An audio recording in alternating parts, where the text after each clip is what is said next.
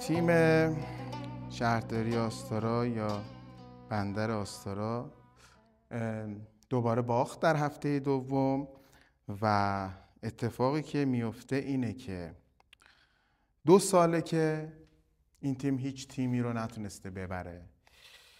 آخرین بار 2 آذر ماه 1402 تیم خیبر خرم‌آباد رو شکست داده و الان 698 روزه که رنگ برد رو به خودش ندیده. خیبر خرم‌آباد الان در لیگ برتر در رتبه 4 بعد از استقلال تهران و تیم آستارا در قعر جدول لیگ دسته 2 آزادگان.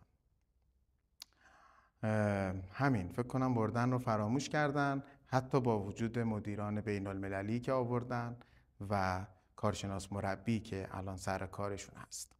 دمتون گرم. امیدوارم همیشه شاد، سالم و سلامت باشید.